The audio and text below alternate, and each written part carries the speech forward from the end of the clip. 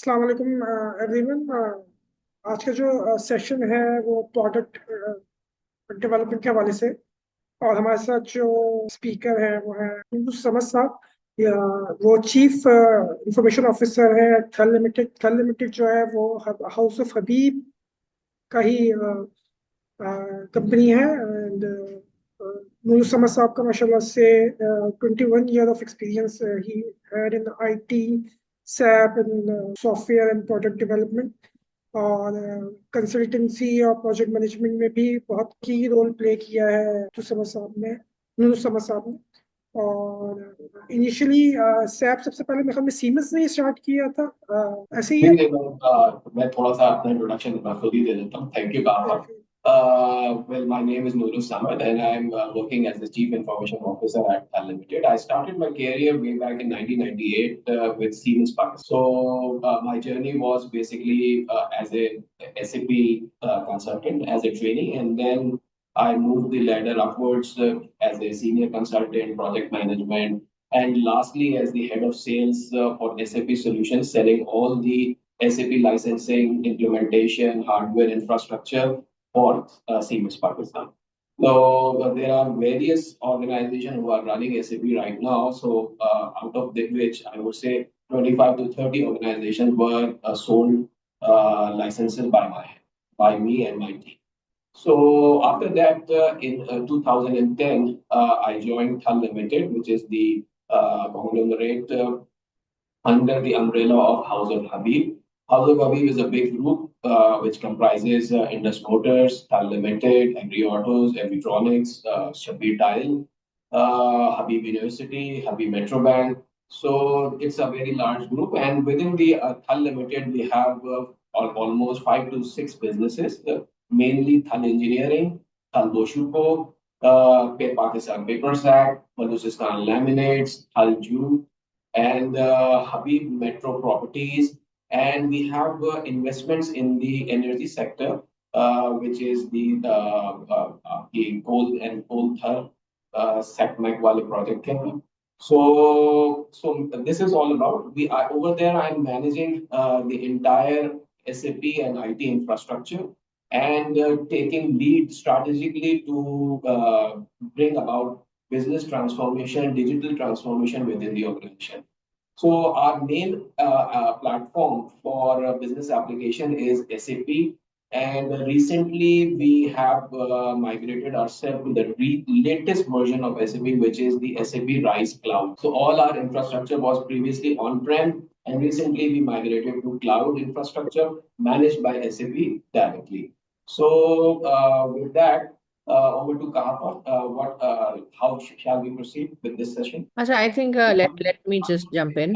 So Diksha sir, is जी हमारा cohort होता है, उसमें there is a specific program which is, I believe आपको हसन साहब and team ने बताया होगा, which is the Elite Startups program, जिसमें a specific designated curriculum for these startups जो होते हैं under this program ओके और mentorship लेते हैं हमसे. तो इसमें most of the startups that there are here right now, they can use themselves, but ये है कि MVP stage पे majority are.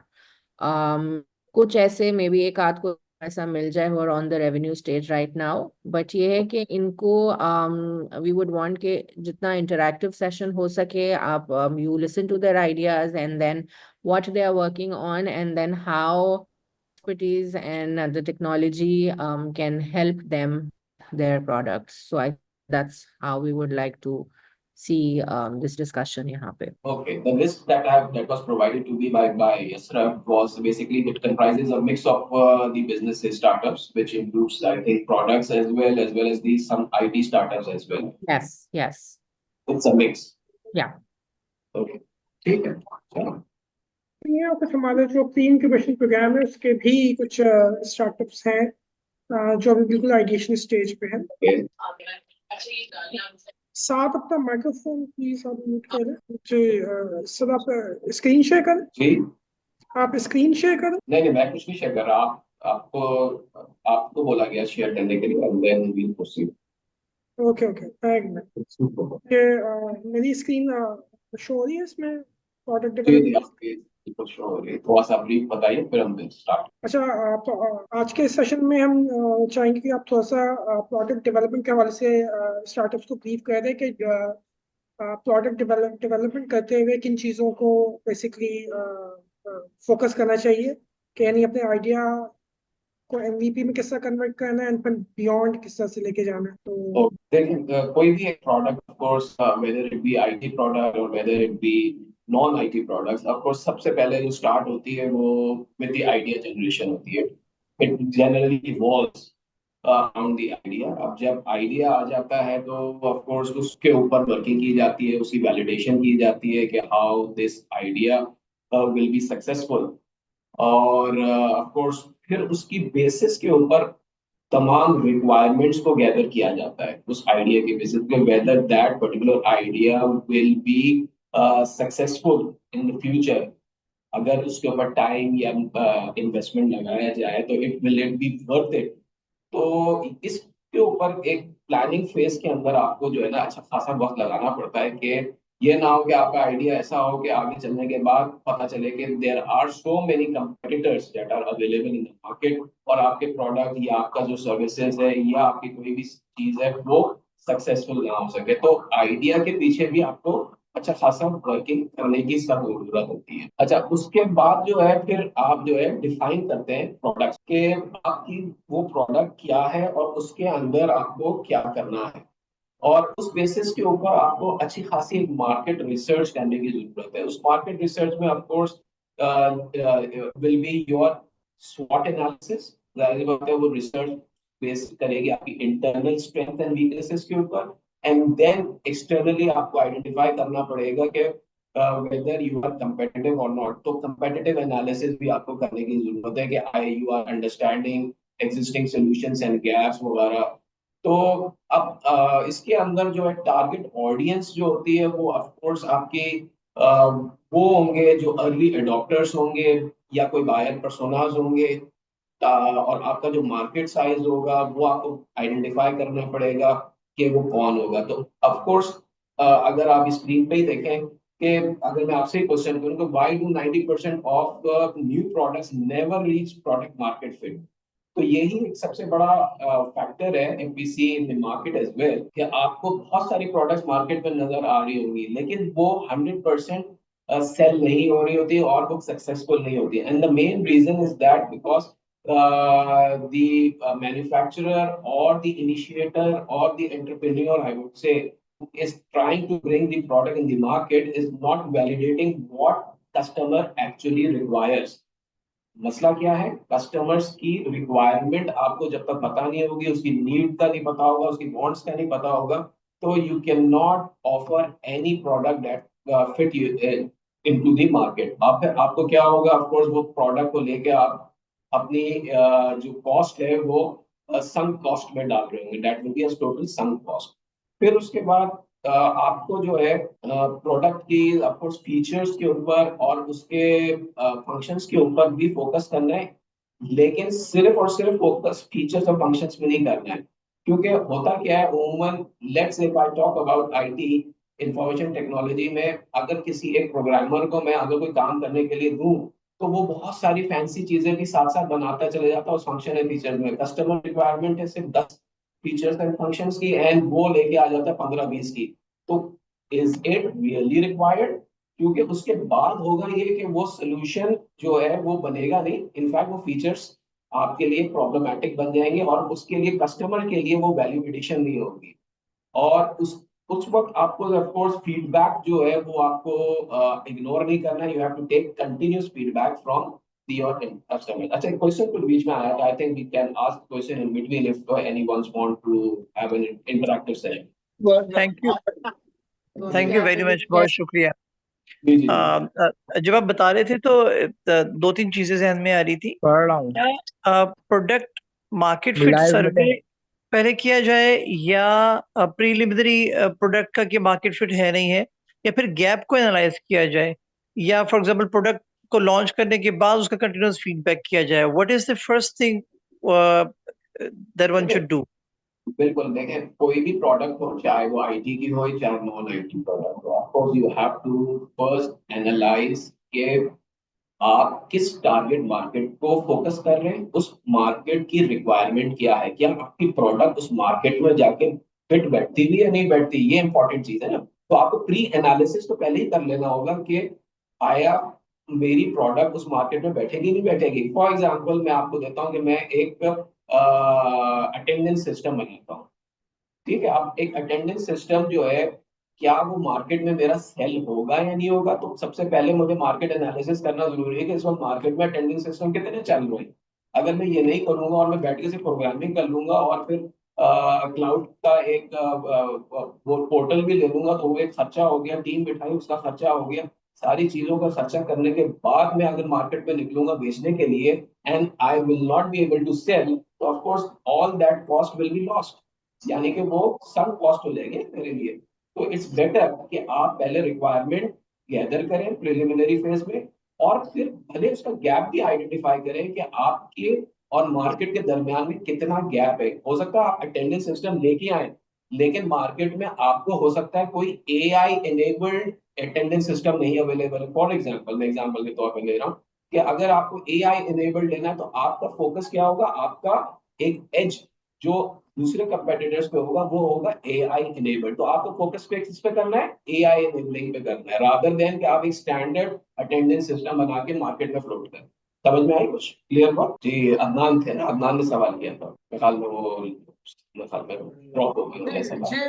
Nassim, is this the answer of your question? जी जी जी जी, बिल्कुल, कौन सा? This is perfect. I just mention हाँ इट आई समथिंग। चलो, thank you. ठीक है, थैंक यू, लेकिन आगे इसमें चले। एक सप्लीमेंट्री क्वेश्चन है, इफ यू अलाउ प्लीज। जी जी जी, प्लीज प्लीज। कोई फिक्स्ड स्टेप्स हैं या स्टैंडर्ड स्टेप्स हैं इस प्री मार्केट इस प्रोडक्ट को लॉन्च करने से पहले कि ये फिट हो रही है नहीं हो रही है?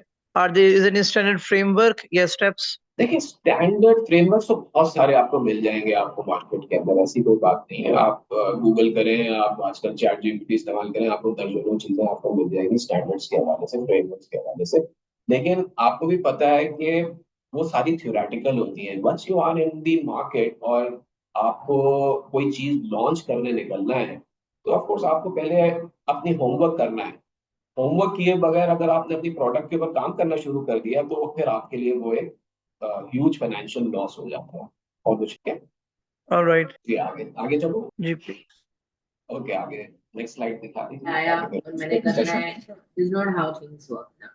उसमें ये होगा कि कुछ किसी का कुछ नहीं जाया होगा, आपका टाइम जाया होगा और पैसे भी जाए, ठीक है। हाँ तो अभी जी टीम सर। में भी कोई नहीं है, जी जी, कौन है? नेक्स्ट सवाल मेरे ख्याल में कोई आयशा जाकिर सर ने किया है। आयशा जाकिर, आवाज आपकी बहुत कम आ रही है, बिल्कुल नहीं है। नहीं, अभी भी ऑडिबल नहीं है, you are not audible at all. आपका माइक्रोफोन नजदीक कर लें या फिर से या तो लॉग इन हो जाए। What do we have to do?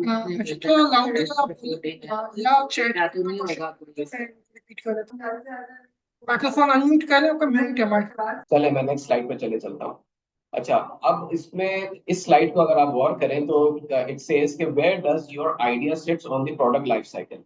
यानी आपकी एक प्रोडक्ट है, उसका एक लाइफ साइकिल है। Start from the idea, development हो रही है, ग्रोथ हो रही है, मेच्योरिटी है, डिक्लाइन है। तो ये एक पूरी साइकिल है जिसके अंदर आपका प्रोडक्ट फॉल कर रहा है। तो अब इस प्रोडक्ट को फॉल करने के मुख्तलिफ स्टेजेस हैं, उसमें मुख्तलिफ आइटरेशंस होंगी हर फेज के अंदर। वो हर फेज को वैलिडेट करना है, उसको कंफर्म करना है, फिर आगे बढ़ना है। तो आपकी जो है क्राइटेरिया टू मेजर कि आपने हर फेज के अंदर ये आइडिया लगाना है कि आपकी product are basically are you moving in the correct direction और नॉट। ये बहुत अहम चीज है, क्योंकि अक्सर बेशतर ये होता है कि लोग सिर्फ और सिर्फ एक प्रोडक्ट डेवलप कर लेते हैं। अगर मैन्युफैक्चरिंग है तो मैन्युफैक्चरिंग पूरा प्रोडक्ट डेवलप करके वो मास वॉल्यूम प्रोडक्शन की तरफ चला गया। अगर वो प्रोग्रामर है तो उसने प्रोग्रामिंग पूरी प्रोग्राम की कर ली और फिर वो मार्केट में निकल रहा है इन ऑर्डर टू एनालाइज कि मैं कहाँ पे खड़ा हूँ। तो इसमें सबसे इम्पोर्टेंट स्टेप ये है कि बिफोर यू कम, जो स्टार्टिंग में सना ने भी कहा एमवीपी का जो कॉन्सेप्ट दिया, तो एमवीपी में यही है कि आप मिनिमम वायबल जब तक आपकी प्रोडक्ट नहीं हो जाती, तो आपने ये एनालाइज करना है when your product is getting viable, because the cost that you have incurred in manufacturing that product, and if it is minimally viable then you can are able to sell out in the open market. Otherwise वो sell out नहीं होगी market के अंदर, और फिर आप लोगों को फाइनेंशियल लॉस हो जाएगा। तो हर फेजेस के अंदर you need to assess yourself, your product, whether it will be able to sell or not in the open। ठीक है, नेक्स्ट स्लाइड दीजिए। अच्छा, कोई और सवाल आया था बीच में, मुझे ऐसा कुछ लगा। जी जी, अब आप क्वेश्चन कर लीजिए आयशा। अस्सलाम वालेकुम सर। जी वालेकुम सलाम, अब आपकी आवाज सही है, जी बोलिए। जी sir. Sir, I am developing a financial literacy application, mobile application. तो मेरा क्वेश्चन आपसे ये है, लाइक मैं जो अपना प्रोडक्ट बना रही हूँ, इट्स ऑलमोस्ट 90% रेडी, बट उसमें एक तो पाकिस्तानी जो नेचर है यूजर्स की, वो सब्सक्रिप्शन मॉडल पर नहीं जाते हैं। तो ऑल्दो हमने इतना एक्सपेंसिव सब्सक्रिप्शन मॉडल नहीं रखा, but it's a budget management and trekking application. तो मैं अपने उस प्रोडक्ट में ऐसा कौन सा एफिशिएंट फीचर डालूं जिससे कि यूजर इंगेज हो ज्यादा से ज्यादा, लाइक फ्री वर्जन यूज करने के बाद वो उसको जरूरत लगे कि नहीं मुझे सब्सक्रिप्शन लेनी चाहिए। अच्छा, थोड़ा सा अपने प्रोजेक्ट के बारे में बताइएगा कि ये है क्या, थोड़ा सा इसकी जरूरत है। फाइनेंशियल लिटरेसी एप्लीकेशन से आपकी क्या मुराद है? जी सर, मेरे स्टार्टअप का नाम है गिरफ्ट एक्स। ठीक तो है, ये मोबाइल एप्लीकेशन है जो कि आपके पूरे बजट को, इनकम और एक्सपेंस को ट्रैक करके देगी और आपके स्पेंडिंग पैटर्न को डिफाइन करेगी। सेकेंडली, ठीक इसमें है। हम रियल टाइम अलर्ट्स डाल रहे हैं, जैसे एसएमएस के थ्रू ट्रैकिंग होती है आपकी जो ट्रांजैक्शन है, वो ऑटोमेटिकली उसमें अलर्ट आ जाएगा आपकी मोबाइल एप्लीकेशन पे और वो आपके बजट में सेट हो जाएगी। तो ठीक है, हमारा एम ये है कि हम इसमें सेविंग को प्रमोट करें। जैसे मोस्टली जो बजट मैनेजमेंट या मनी मैनेजमेंट एप्लीकेशन है वो लोन पर फोकस देती हैं कि इजी लोन आप ले सकते हैं। हम लोन का ऑप्शन नहीं दे रहे, हम इस पे सेविंग पे जाना चाह रहे ठीक है, ठीक है। हैं। तो तो अब आप उसमें ये कह रही है कि how to make it more sellable into the market. Exactly. लेकिन उसके लिए फिर आपको ये आइडेंटिफाई करने की जरूरत है कि आपकी प्रोडक्ट, पहले आपने मार्केट को एनालाइज किया कि आपके अलावा और कौन कौन है इस मार्केट के अंदर। जी सर, बिल्कुल। इसमें दो तीन ऐसी एप्लीकेशंस हैं, नॉट मेनी, जो बजट मैनेजमेंट कर रही हैं, बट उसमें सबके पास डिफरेंट फीचर्स हैं। हाँ, तो आपको फिर एक यूनिक सेलिंग प्रोपोजिशन बनानी पड़ेगी ना जी अपनी जी जी। प्रोडक्ट की। अगर आप यूएसपी आपकी कनेक्ट होगी तो ही आप अपनी मार्केट में पेनिट्रेट कर पाएंगी, अदरवाइज जो यूएसपी, है फिर वही होगा कि आप लॉस्ट हो जाएंगे बीच में, जी है ना? यूएसपी यही है कि हम सेविंग पे प्रमोशन, सेविंग पर लेकर आ रहे हैं। और उसमें ये है कि आपका पूरा, आपको जो बजट है आपका मंथली, उसको बहुत इजीली आप पूरा ड्रॉ कर सकते हैं। ठीक है। तो तो आपने शुरू में ये कहा कैटेगराइज था हुआ कि हुआ है। आपने शुरू में ये कहा था कि लोग जो है वो सब्सक्रिप्शन मॉडल पे नहीं जाते, आपको ऐसा क्यों लगा कि लोग सब्सक्रिप्शन मॉडल पे नहीं जाते? Sir, as far as like मेरी रिसर्च के मुताबिक, और मतलब obviously I am also Pakistani, तो बहुत कम ऐसी एप्लीकेशंस होती हैं जहां हम सब्सक्रिप्शन यूज करते मसलन हैं।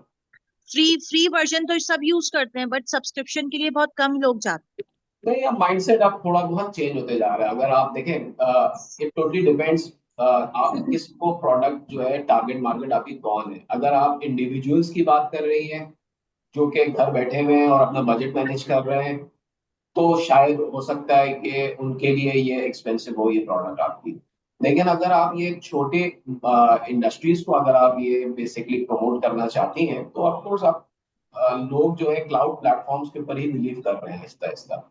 और सर एक्चुअली जी जो बोलिए। हमारी अभी करंटली हमारी टारगेट मार्केट है, वो सैलरीड क्लास है, ठीक है, जो कि मेनली 75,000 टू 25, मतलब 2,50,000 तक की अर्निंग के बीच के जो लोग आ रहे हैं, उसको हम टारगेट कर रहे हैं। बाकी उसमें फीमेल्स को हमने टारगेट किया है, ठीक जो है, मेनली हाउसवाइफ्स होती हैं या जो कमिटीज रन कर रही होती हैं, या जो फीमेल मतलब स्मॉल एंटरप्रेन्योर्स होती हैं, जी उनको जी। हम बेसिकली अभी टारगेट कर रहे हैं। बट अगर आप सजेस्ट करते हैं कि हमें इसको स्मॉल एंटरप्राइजेस तक भी लेके जाना चाहिए, तो श्योर, व्हाई नॉट। हाँ हाँ, व्हाई नॉट। मेरे हिसाब से तो आपको दो तीन मॉडल्स निकालने चाहिए। देखें, आपको टारगेट के हिसाब से, टारगेट मार्केट के हिसाब से आपको अपने सॉफ्टवेयर को थोड़ा सा ट्यून अप करना पड़ेगा। यानी कि आप एक क्लाउड सब्सक्रिप्शन भी रखिए, and that may be for a certain market segment. और एक जो आप दें वो आप ऑन प्रेमिस, जो कि आपकी सॉफ्टवेयर जाके कहीं पे इंस्टॉल हो जाएगा, किसी के लैपटॉप पे, डेस्कटॉप पे, सर्वर पे, किसी जगह पे वो इंस्टॉल। अच्छा, एक चीज मैं ऐड करना चाहूंगा नूर साहब की बात पे कि बात वो बिल्कुल ठीक कर रहे हैं कि वैल्यू प्रोपोजिशन आपको अपने प्रोजेक्ट में ये देखनी पड़ती है कि जो सॉल्यूशंस मार्केट में ऑलरेडी एग्जिस्टिंग हैं तो उनमें आपका जो सॉल्यूशन है वो क्या एडेड वैल्यू दे रहा है जो बाकी नहीं दे रहे। फिर आपको एक कंपेटिटिव एनालिसिस करनी पड़ती है उन उनके बीच में जो कि एग्जिस्टिंग सॉल्यूशन है और आपके सॉल्यूशन के बीच में गैप्स क्या है जिनको आप फिल करके एक प्रोडक्ट लॉन्च कर रही है और टारगेट ऑडियंस क्या है। अच्छा, जहां तक मैं अंडरस्टैंड कर पा रहा हूँ कि अगर तो आपने सैलरीड क्लास को टारगेट किया है तो मेरे हिसाब से, मेरी अंडरस्टैंडिंग के हिसाब से जो बजट बना के चलाने वाला पोर्शन है वो ज्यादातर करते हैं मेल्स। फीमेल्स जो हैं चाहे वो अर्निंग पर्सन हो चाहे हाउस वाइफ्स हो वो उनकी एग्जीक्यूशन फेज में काम करती हैं। लेकिन जो बजट बनाने वाला है वो ज्यादातर जो मार्केट में बंदा है वो मेल्स ही हैं। अगर आपका टारगेट मार्केट मेरे हिसाब से अगर आपने फीमेल्स को किया है इसको अगर मेल्स को करके देखें, क्योंकि चाहे वो अर्निंग पर्सन हो फीमेल या हाउस वाइफ हो वो एग्जीक्यूशन में तो काम करती हैं लेकिन उनका शायद 30% रोल होगा इस सबको चलाने में। तो थोड़ा सा टारगेट ऑडियंस को अगर आप एनालाइज करें तो आपको पता लगेगा। आप उसमें भी चैट जीपीटी में भी आप हेल्प कर सकती हैं, स्टैट्स में भी जी आप जी हेल्प ले सकती हैं। तो टारगेट नो ऑडियंस सर को एनालाइज करने एक्चुअली में प्रॉब्लम ये आपका। It's for general Pakistani user. First step पे the application is for general Pakistani user, Pakistani approach के लिए बनाई जा रही है। सेकंड पे हमने इसमें वुमेन का इसलिए एलिमेंट ज्यादा रखा है क्योंकि इसमें हम फाइनेंशियल लिटरेसी के टूल्स भी दे रहे हैं ना, और फाइनेंशियल लिटरेसी की गाइडेंस भी दे रहे हैं। तो उस हवाले से हम इस पॉइंट को उठाएंगे कि फाइनेंशियल लिटरेसी वुमेन के लिए बहुत जरूरी है। सही, अब मेरा ठीक है। पॉइंट अगर पिक कर रहे हो तो इस साइड को मैं एज देना चाह रही हूँ अपनी एप्लीकेशन में। तो और इट्स बेसिकली फॉर एवरीवन। और ठीक है। इसमें हमने अपनी यूआई हमने इस तरह से इसकी सेट की है कि whenever a female logs in तो वो पिंक में चेंज हो जाएगी। अच्छा, आपने जो है लेट्स से फॉर एग्जांपल आपने ये प्रोडक्ट डेवलप कर लिया, how you are planning to promote this product, यानी कि which social medias are you going to use, because आजकल तो सोशल मीडिया का इस्तेमाल से दिखता है। यस सर, मैंने इस पे वर्कआउट किया है। तो एक तो जनरल मार्केटिंग हम करेंगे वो तो है, बट आई एम थिंकिंग कि मुझे रील्स के थ्रू जो एनिमेटेड होती हैं बजट के लिए ना, तो रील्स के थ्रू मैं इसको पेनिट्रेट करूं। रील्स के थ्रू आप करेंगे तो वो इंस्टाग्राम रील्स पे या फेसबुक पे, किस पे? जी, इंस्टाग्राम पे एंड फेसबुक पे। बिल्कुल सही। देखें, अगर आपने लेडीज को टारगेट करना है तो आई वुड सजेस्ट कि आप इंस्टाग्राम के ऊपर ज्यादा फोकस करें, क्योंकि नॉर्मली जी जी लेडीज जो है वो इंस्टाग्राम ज्यादा इस्तेमाल करती है as compare to exactly. Facebook. और फेसबुक में आपको पता है कि हर एरा वगैरह उसमें इन्वॉल्व होता है, तो आपको आपकी वो प्रोडक्ट जो है ना वो लॉस्ट हो जाती है वहाँ पे जाके। असाइड दैट आप जो है लिंक्डइन को इस्तेमाल, ओके। लिंक्डइन पे कीजिए, क्योंकि वहां पे भी आपको प्रोफेशनल लेडीज भी मिलेंगी और प्रोफेशनल जो है ऑफ कोर्स मेल ऑडियंस भी आपको सारी। तो आपके लिए बेहतर ये होगा कि आप अपने प्रोडक्ट को एज एन एडवर्टाइजमेंट वहां पे डिस्प्ले कराइए और रेगुलर पोस्ट डालें, तो हो सकता है कि आपकी वो प्रोडक्ट क्लिक भी कर दे। And of course it will be value adding to all the female audience. तो आई एम होपफुल कि आपकी प्रोडक्ट। अच्छा, एक और चीज मैं ऐड करना चाहूंगा इसमें कि आपने जी कहा ना सर। कि सब्सक्रिप्शन मॉडल पे लोग कम जाते हैं। तो जी जाहिर जी सी बात है कोई न्यू प्रोडक्ट लॉन्च होती है ना तो उसकी मेच्योरिटी में टाइम लगता है उसको मेच्योर होने में ना।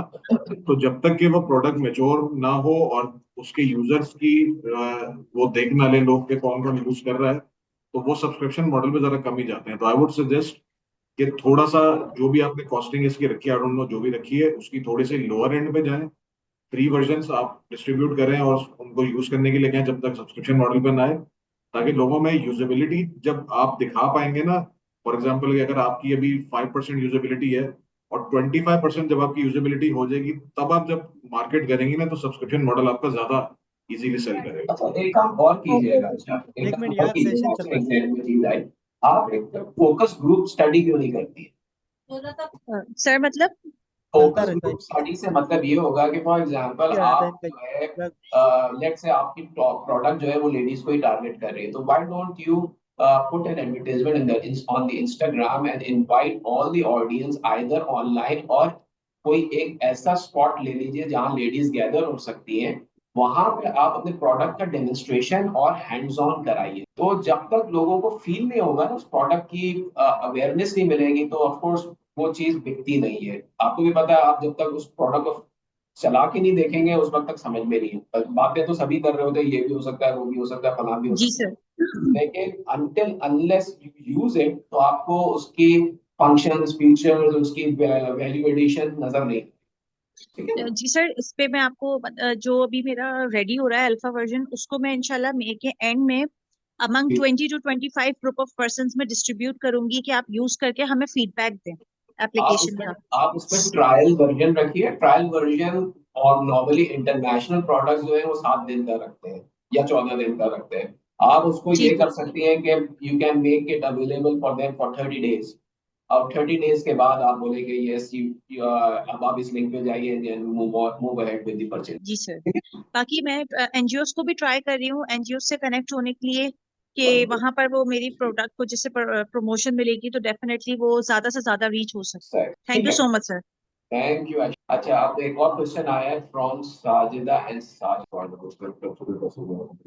क्या है सर? अस्सलाम वालेकुम, my startup name is Asian boutique based in Pakistan. It is all about women empowerment. We sell cultural dresses like Sindhi, Balochi, Punjabi, shawl, ये। So my question is how we globally, how to export globally? Please answer me where to start. देखिए, सबसे पहले globally अगर आपको जाना है ना, तो पहले तो आपको टारगेट ऑडियंस आइडेंटिफाई करनी पड़ेगी कि ग्लोबली इस वक्त किस रीजन को आप थोड़ा वो करेंगे। अब फॉर एग्जाम्पल मैं अपनी कंपनी की बात करता हूँ, हल लिमिटेड की। वी मैन्युफैक्चर पेपर बैग्स, मैं एग्जांपल दे रहा हूँ ताकि हम उससे जो है कैच कर सकते हैं।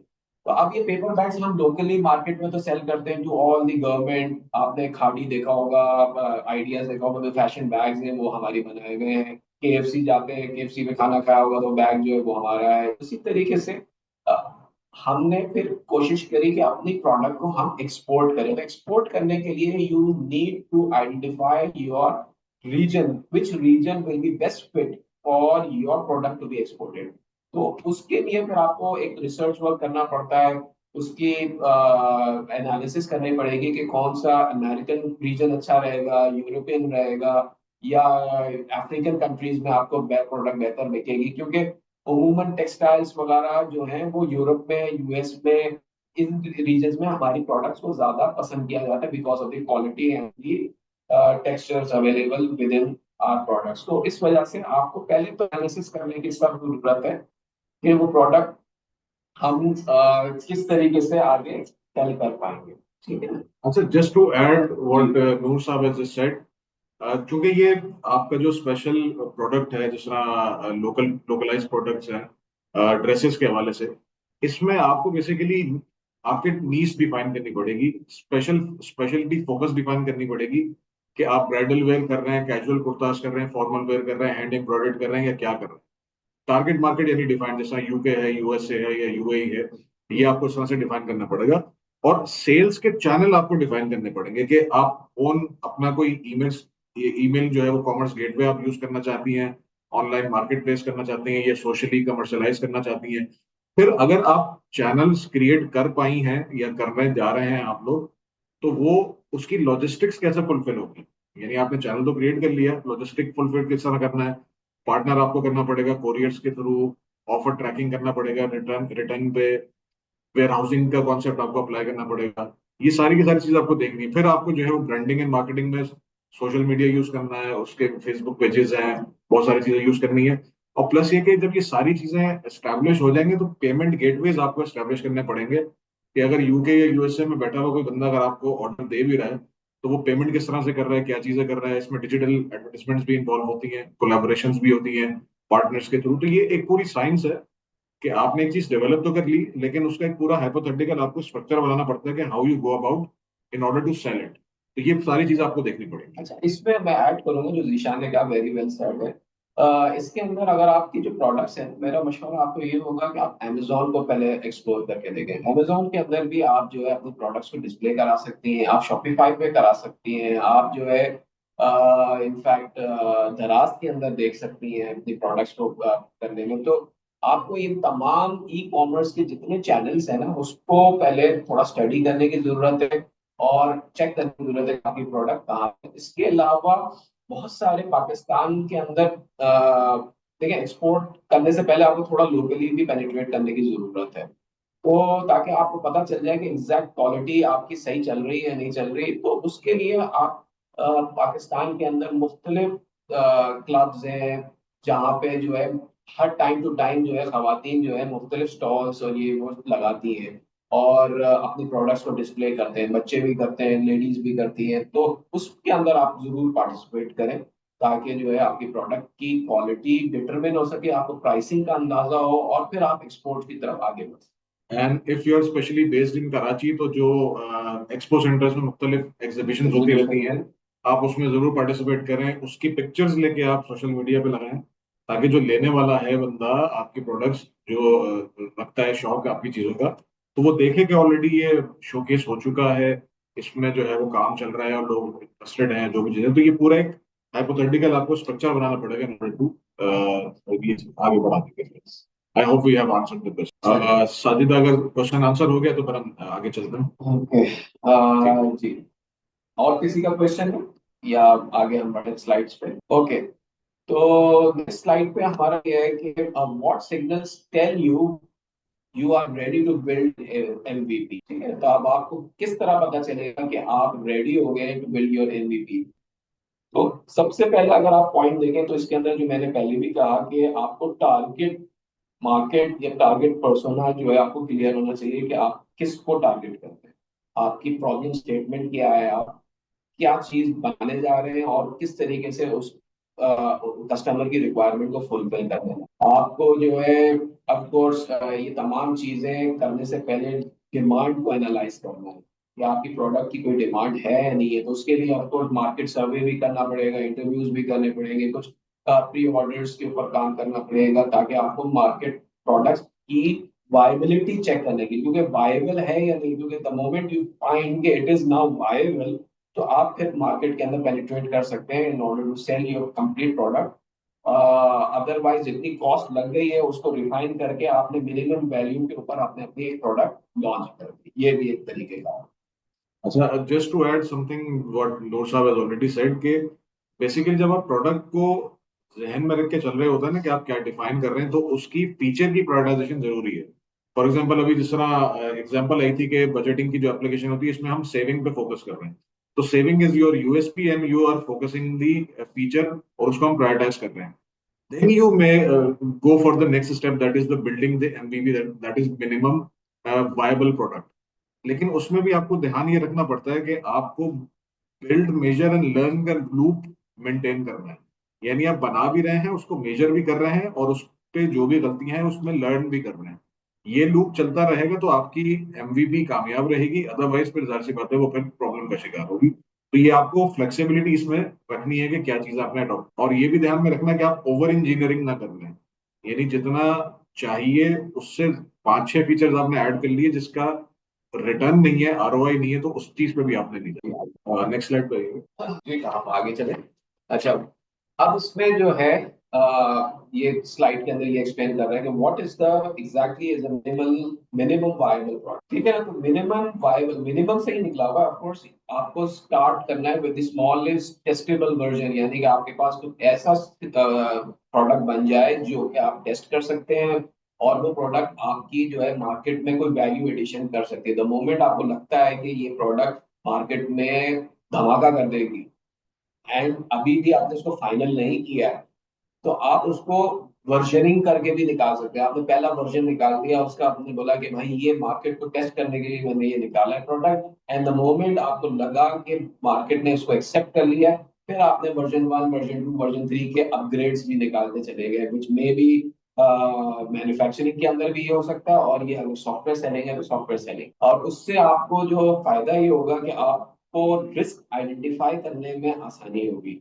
बिकॉज अगर आपने कंप्लीट प्रोडक्ट बना के निकाल के फिर गए तो that is more riskier other than you are selling your product in chunks after determining that product is sellable in the market and the customers are there to buy your product.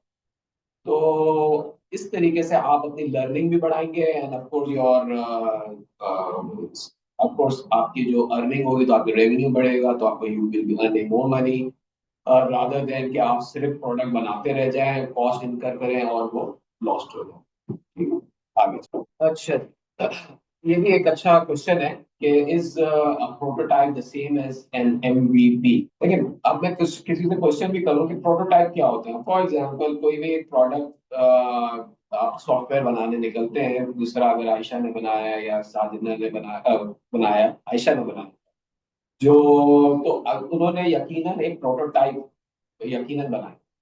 अब इस prototype को of course customer को दिखाने के हद तक तो वो प्रोटोटाइप होता है, उसमें वो कंप्लीट फंक्शंस एंड फीचर्स शामिल नहीं होते हैं। आप सिर्फ उसको एक फील दे रहे होते हैं कि ये चीज मैं कर सकता हूँ या कर सकती हूँ, and I will be able to deliver you in that format. तो आपने प्रोटोटाइप से कस्टमर को कॉन्फिडेंस लिया। लेकिन एमवीपी और प्रोटोटाइप में बहुत फर्क है। एमवीपी है कि आपने प्रोटोटाइप में के बाद ये डिसाइड कर लिया, yes this product will can sell in the market, तो आपने उस प्रोडक्ट को बनाना शुरू कर दिया, डिजाइन करना शुरू कर दिया या मैन्युफैक्चर करना शुरू कर दिया, एंड देन आपने एक सर्टेन लेवल पे लाके उसको रोका एंड चेक किया मार्केट के अंदर कि आया this product will B easily going to sell out or it will be just remaining with me for the rest of my life। तो ये चीज हमें आइडेंटिफाई करवा देती है एमवीपी।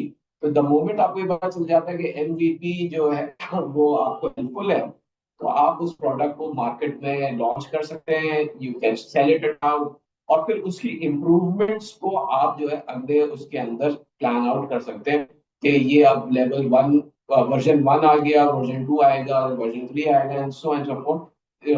आप उस प्रोडक्ट को इम्प्रूव अपॉन कर सकते हैं। ये नॉर्मली हर सॉफ्टवेयर जायंट इसी तरीके से काम कर रहे हैं। मैं एसएपी की एग्जांपल लूं, ऑरेकल की एग्जांपल लूं, माइक्रोसॉफ्ट की एग्जांपल लूं, तो उनकी कोई भी नई प्रोडक्ट जो मार्केट में लॉन्च हो जाती है, that is not 100% compliant with all the needs and requirements। There are many things जो वो मिसिंग होती है। जब आप कॉन्फ़िगर करने निकलते हैं, उसको इम्प्लीमेंट करने निकलते हैं, you find lot of bugs and fixes that is required by the OEM to be provided. तो वो फिर आप उनको फिर जब कंप्लेन करते हैं, तो वो फिर उन वीकनेसेस को आइडेंटिफाई करके वो बेसिकली इम्प्रूव अपॉन करते हैं और उसके पैचेस रिलीजेस सब निकाल के आपको देते हैं।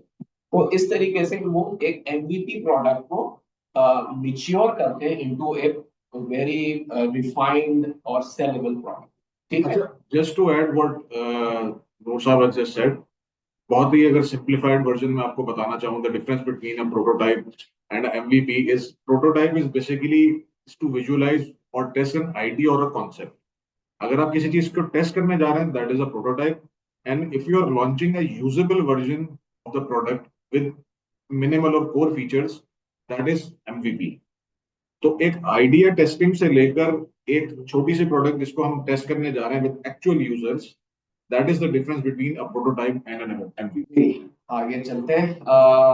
Can you describe your MVP in one sentence. ये तो मेरे ख्याल में जो प्रोडक्ट आप जो लोग अभी इस वक्त अपनी प्रोडक्ट को लेके आए हैं, they can define in one sentence. अगर कोई पार्टिसिपेट करना चाहे, कोई वॉलंटियर कर रहा है शेयर करें इस टेम्पलेट की बेस पर ना, क्या फॉर किस किस टारगेट ऑडियंस के लिए है, किसकी प्रॉब्लम है, आपका एमवीपी यानी आपका सोल्यूशन क्या बेनिफिट डिलीवर कर रहा है। कोई भी अगर डिफाइन करना चाहे, फॉर एग्जांपल आपका पर्सोना कौन है, योर टारगेट मार्केट कौन है, आपकी वो प्रॉब्लम स्टेटमेंट क्या है, एमवीपी सोल्यूशन आपने क्या बनाया है, and whether that MVP product will be beneficial to the final customer or not।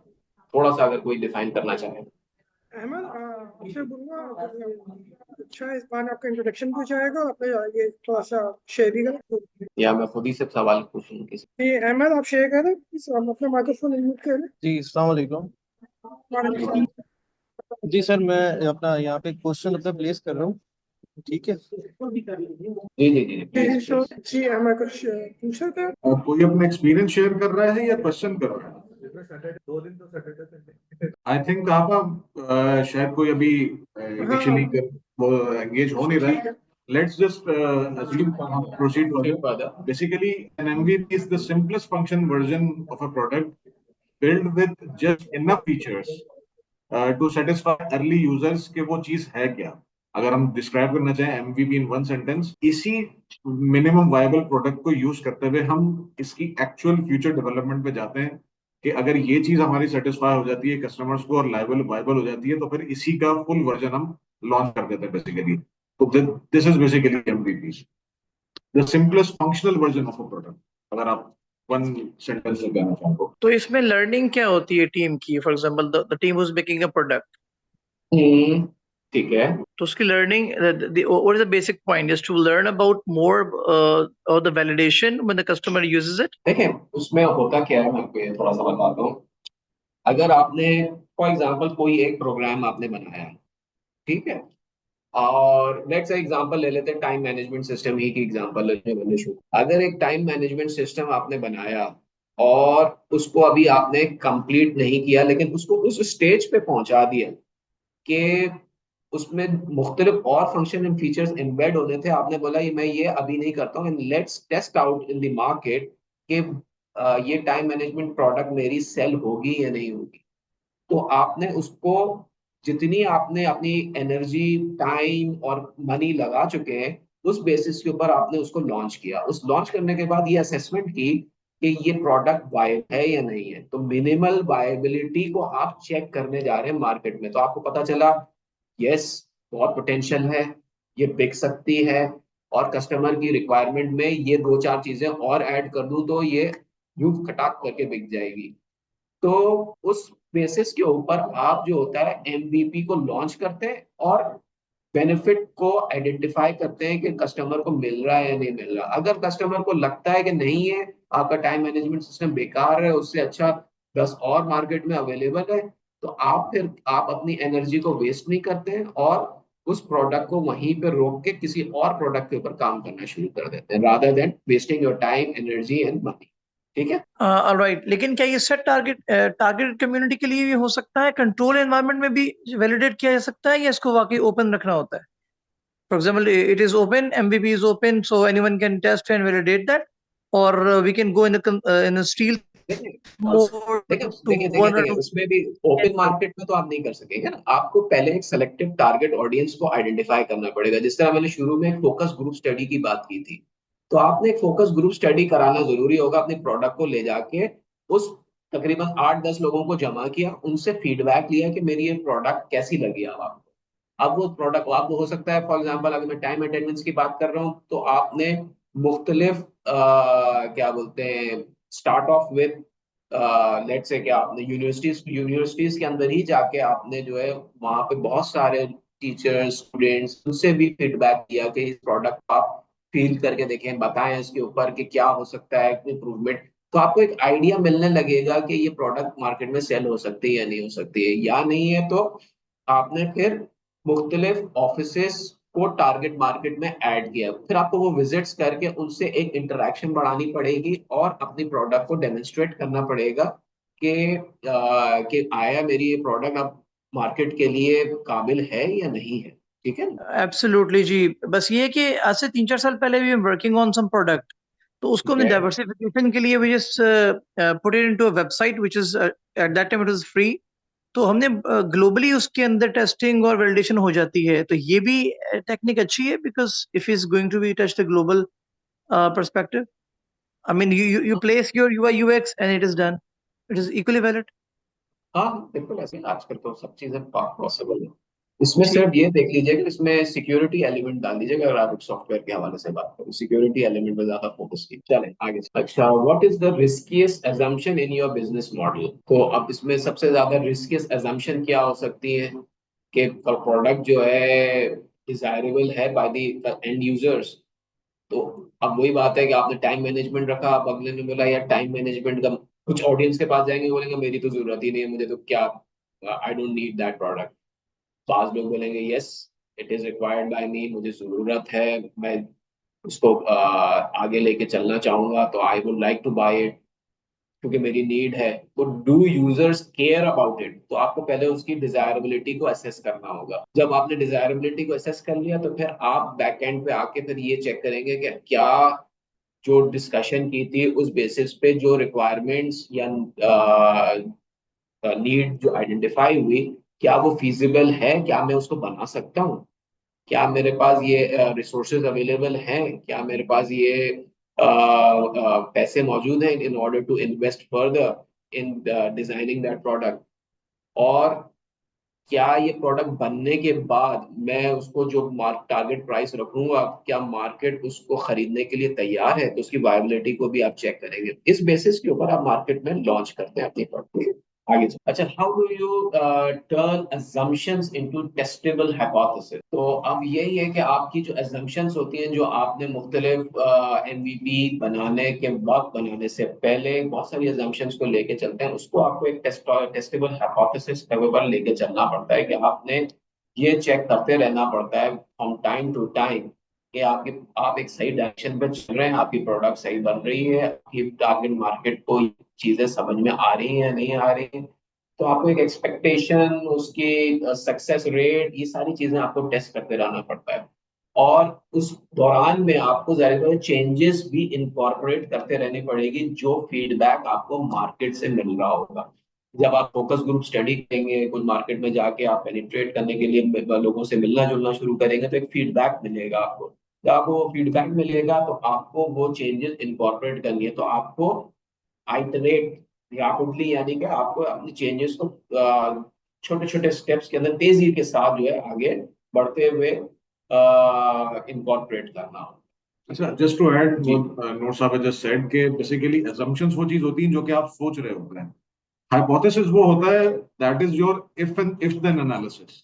यानी अगर एक चीज मैंने अज्यूम की कि मेरी प्रोडक्ट इस तरह से इस टारगेट मार्केट को ये करेगी, लेकिन हाइपोथेसिस में ये बनाऊंगा अगर ये होगा तो ये होगा, तो उसका रिजल्ट ये निकलेगा। तो बेसिकली एजम्पशन में जब आप टेस्टेबल हाइपोथेसिस में कन्वर्ट कर रहे होते हैं, तो वो प्रोडक्ट की कहीं ना कहीं डेवलपमेंट्स के बाद आपको अंदाजा हो जाता है कि अगर मैं इस चीज को अब मार्केट करने जाऊंगा तो फिर किस तरह से मुझे क्या चीजें करनी पड़ेंगी। तो ये this is how you turn assumptions into testable hypothesis. अच्छा जी, what makes a great product road map? तो ग्रेट प्रोडक्ट रोड मैप आपका जो बेसिकली बनेगा, यानी कि आउटकम ओरिएंटेड। यानी आउटकम ओरिएंटेड से मतलब ये हुआ कि आपकी प्रोडक्ट जो है वो मार्केट के लिए तैयार है, it will it be able to sell in the market और नॉट, या फिर वो सिर्फ आप जो है मार्केट में आके डंप कर दिया और कहा कि कस्टमर खरीद लेगा, तो आपकी अजम्पशन है कस्टमर खरीद लेगा, लेकिन ऐसा नहीं होता।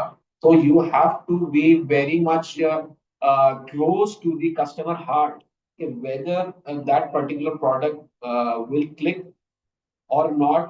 तो वो उसी सूरत में होगा जब आप ग्रैन्युलैरिटी के अंदर उतरते हुए लोगों के साथ डिस्कशन करते हुए आप इस प्रोडक्ट को लॉन्च कर। बेसिकली उसमें क्लैरिटी जरूरी है।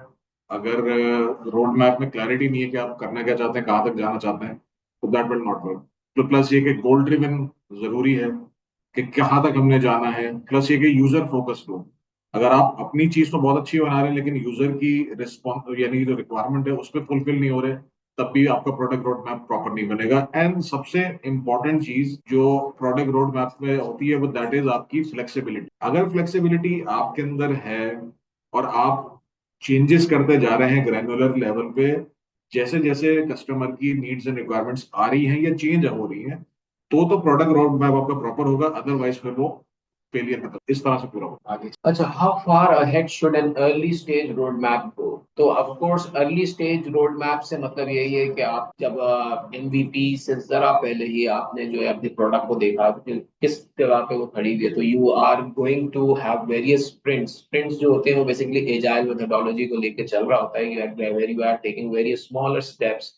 तो आप प्लान करते हैं 3 to 6 मंथ्स के अंदर, उसकी डिटेलिंग करते हैं, उसको डिजाइन करते हैं और आइडेंटिफाई करते हैं कि whether your product will be viable enough to enter into the market और नॉट। और फिर उसके बाद जैसे आपको ये आइडिया हो जाता है कि यस इट इज, तो फिर आप उसको आगे नेक्स्ट फेज में डालते हैं टुवर्ड्स द फाइनलाइजेशन फेज, ताकि जो है आपको फायदा ये होता है चंक्स के अंदर डील करने में कि आपके पास जो चेंजेस आ रही होती हैं वो आप तेजी से इनकॉर्पोरेट कर सकते हैं।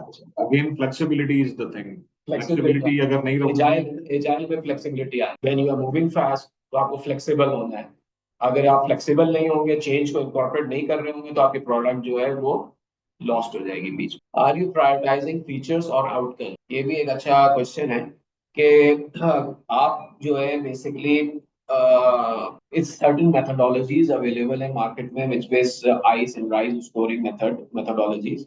Of course इसको देखते हुए आप ये आइडेंटिफाई करते हैं कि उस प्रोडक्ट का यूजेज क्या रहेगा, अगर वो बेसिकली सेलेबल है नहीं है, वो तमाम चीजों को आप आइडेंटिफाई करेंगे. एट द मोमेंट आपको ये प्रायोरिटाइज कर लिया, तो आप उस प्रोडक्ट को चंक्स के अंदर भी शिप कर सकते हैं ताकि आपकी चीजें आगे सेल होना शुरू हो, रादर देन कि आप बहुत सारी चीजों को एक ही बॉक्स के अंदर इनकॉर्पोरेट करने के लिए कोशिशें कर रहे हो और वो आखिर में जाके सेल ना हो. तो अवॉइड वैनिटी से फीचर से मतलब यही है कि आप एक ही बॉक्स के अंदर बहुत सारे फीचर्स डालने की कोशिश जब करते हैं तो उसमें आपकी एफर्ट भी बहुत ज्यादा लगती है, आपकी एक्सपेक्टेशन बढ़ जाती है, आपको ऐसा लग रहा होता है कि आपकी प्रोडक्ट तो बस कामयाब बिकने वाली है, बस उसके आपके अलावा कोई और उसको क्या बोलते हैं बेच ही नहीं सकता.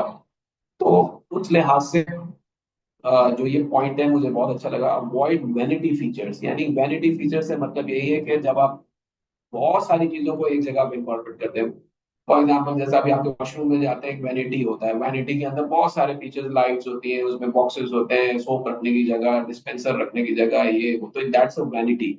उस वैनिटी के अंदर बहुत सारे फीचर्स होते हैं, तो it's is it really required, पहले आपने अपने आप से क्वेश्चन करना है. या you will be providing your product in small chunks and then identifying exact user need and requirement और फिर उसको शिप आउट. ठीक है. तो बेसिकली प्रायोरिटाइजिंग अगर आप कर रहे हैं तो बेसिकली आपको सबसे ज्यादा आउटकम्स पे फोकस होना पड़ेगा रादर देन फीचर्स पे, क्योंकि फीचर्स प्लस माइनस होते रहते हैं लेकिन आउटकम इज वेरी. अच्छा, which MVP challenge hurts founders the most?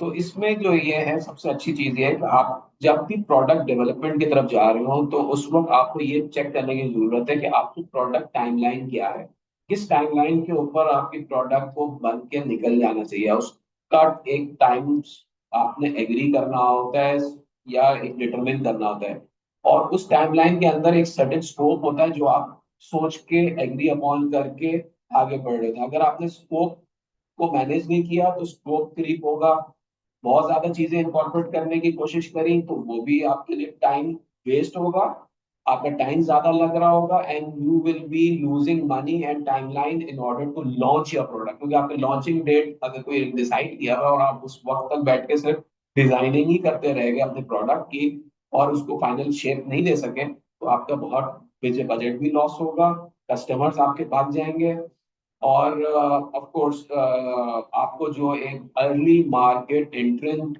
होने का एक फायदा मिल रहा था वो नहीं मिलेगा. ठीक है.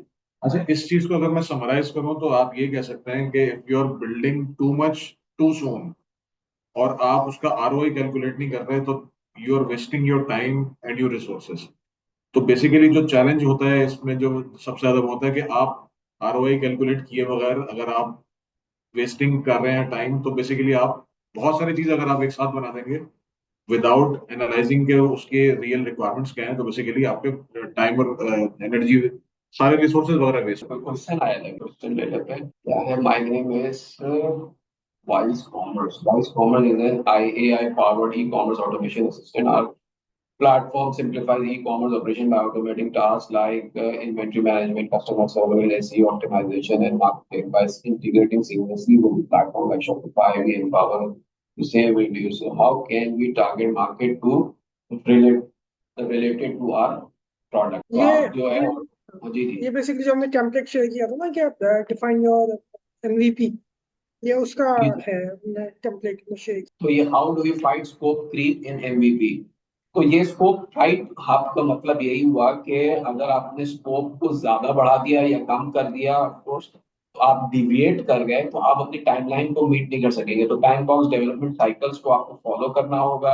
आपको ये आइडेंटिफाई करना होगा उस प्रोडक्ट के अंदर जो फीचर्स फंक्शंस आपने जो प्रोवाइड करने हैं वो उसमें मस्ट हैव क्या है ताकि आपके प्रोडक्ट मार्केट में लाइक की जाए. और नाइस टू हैव वो होंगे जिस तरह मैंने वैनिटी की एग्जांपल दी कि not to include too many thing, तो वो नाइस टू हैव चीजों को हम पार्क कर सकते हैं फॉर दी सेकेंडरी टाइमलाइंस, और पहले आपने मस्ट हैव को इनकॉर्पोरेट किया.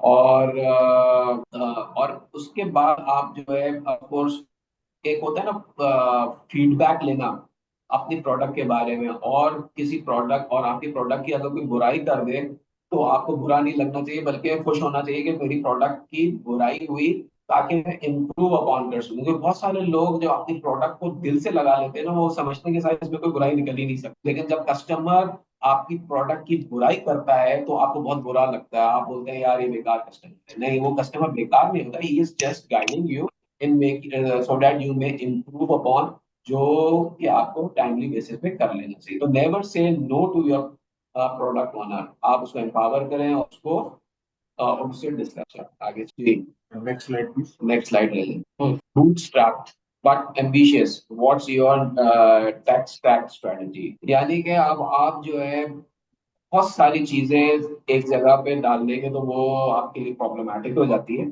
आपको, अगर आप सॉफ्टवेयर डिजाइनिंग पे हैं and you want to sell around, क्या बोलते हैं, आप अपने मिनिमल टाइमलाइंस के अंदर अगर आप एक काम करना चाहते हैं और आप अपनी रिसोर्सेस को ही इस्तेमाल करना चाहते हैं, you don't want to utilise your external resources, तो उस सूरत में मिनिमल एफर्ट में आपको जो पहला पॉइंट दिया हुआ है ना, start with no code, low code और ओपन सोर्स फ्रेमवर्क। बहुत सारे प्रोग्रामर्स आप रख नहीं सकते हैं, आप अफोर्ड नहीं कर सकते हैं, हो सकता है आप खुद भी प्रोग्रामर ना हो। तो आजकल बहुत सारे टूल्स मार्केट में अवेलेबल हैं विच इज, जिसमें no code and low code type के टूल्स मौजूद हैं, जो आपको स्पीड के अंदर एक प्रोडक्ट को डेवलप करके मार्केट में लॉन्च करने में मदद कर सकते हैं। एआई इनेबल्ड बहुत सारे प्रोडक्ट्स मार्केट में लॉन्च हो चुके हैं इस पर, जो इसको यूज करते हुए आप अपनी वेबसाइट बना सकते हैं, आप अपने एप्लीकेशन बना सकते हैं। तो उन चीजों के ऊपर आपको एक्सप्लोर करने की जरूरत है। आप चैट जीपीटी, जेमिनाई और इन सारी चीजों को इस्तेमाल करके देखें, रिसर्च करें उसकी बेसिस पे। ये नहीं है कि उसको कॉपी पेस्ट कर लें, उससे रिसर्च करें कि मार्केट में आपके पास और क्या क्या अवेलेबल है रिसोर्सेज के हवाले से, ताकि आप उसको इस्तेमाल। फिर ऑप्टिमाइज करें learning speed for not for perfection, यानी कि आप अपनी जो भी प्रोडक्ट को डेवलप कर रहे हो उसकी ट्रेनिंग, डेवलपमेंट और उसकी लर्निंग स्पीड को फोकस करते हुए यूजर्स तक पहुंचना है आपने। तो इस बेसिस के ऊपर आप जो है अपनी सलमान स्ट्रैटेजी को डेवलप, इसमें कुछ ऐड करना तो आगे चले कहाँ पे? ओके, फाइनली जो है, how will you major the MVP success? अब आपको पता कैसे चलेगा कि एमवीपी जो है वो सक्सेसफुल हो गई है? तो ऑफ कोर्स आप जब एमवीपी को सक्सेसफुल देखना चाहते हैं तो आपको ये पता चल जाएगा कि आपने जो की मैट्रिक्स डिफाइन किए हैं वो अलाइन हो गए हैं आपके प्रोडक्ट के साथ। अगर वो की मैट्रिक्स अलाइन ही नहीं हुए हुए हैं तो आपकी वो प्रोडक्ट अभी मार्केट में एक्सेप्ट ही नहीं होगी। और आपकी जो एजम्पशंस थी, आपने जो बैठ के नीड रिक्वायरमेंट बेसिस के ऊपर जो गैदर की थी इंफॉर्मेशन, उसको आपने अपनी प्रोडक्ट में इनकॉर्पोरेट भी किया था या नहीं किया था। तो उस तरीके से आप जो है मार्केट में जाने से पहले एमवीपी की सक्सेस को डिटरमिन भी कर सकते हैं। आप मुख्तलिफ छोटे छोटे ग्रुप्स के अंदर, जो मैं फोकस ग्रुप की बात कर रहा था, कि कोई छोटे छोटे ग्रुप्स के अंदर आप अपने प्रोडक्ट को लॉन्च करके चेक कर सकते हैं। ये इसको इसमें लिखा है रिटेंशन कोहॉर्ट कर्व्स। और फिर उसके बाद जो है क्वांटिटेटिव ट्रैक्शन, यानी क्वांटिटेटिव स्टेप बाय स्टेप आप आगे बढ़ते चले जाएं, बढ़ते चले जाएं, बढ़ते चले जाएं। तो आपको ये आइडिया होगा कि आपका एमवीपी सक्सेसफुल है ये। इसी चीज में मैं बैक ट्रैक करना चाहूंगा कि अभी हमने एक स्लाइड में देखा था ना कि assumption वर्सेस हाइपोथेसिस। तो ये भी एक तरीका होता है मेजर करने का सक्सेस, कि अगर आपका assumption आपके हाइपोथेसिस के इक्वल हो गया है और आप वो चीज देख रहे हैं कि जो कि आपने अज्यूम की थी, और वही चीज आप देख रहे हैं कि अगर इस तरह से हो गई तो क्या ये हुआ कि नहीं हुआ। This is also a process जिसमें आप एमवीपी की सक्सेस को मेजर कर सकते हैं। यानी कि इनिशियली आपने क्या सोचा था, कस्टमर का फीडबैक क्या आया, तो assumption को हाइपोथेसिस में कन्वर्जन आपका बेसिकली यूजर हेल्प कर रहा होगा, जो कि आपका जिस फीडबैक के थ्रू आपको दे। तो this is another process to measure the MVP success. यानी जिसके लिए आप काम कर रहे हैं, अगर उधर से फीडबैक अच्छा आया तो your assumption is becoming your basically hypothesis. आगे चलिएगा कहाँ? इन्वेस्टर्स ऑफ कोर्स, अगर आपके इसके अंदर प्रोडक्ट के अंदर किसी आउटसाइड इन्वेस्टर्स ने आपके साथ पार्टिसिपेट किया है तो ऑफ कोर्स वो आपसे time by time, time to time जो है वो ये जरूर चेक कर रहे होंगे कि आपकी प्रोडक्ट जो है वो किस फॉर्म में, किस फेज में खड़ी हुई है, क्या वो वायबल है, क्या वो मार्केट में लॉन्च हो सकती है।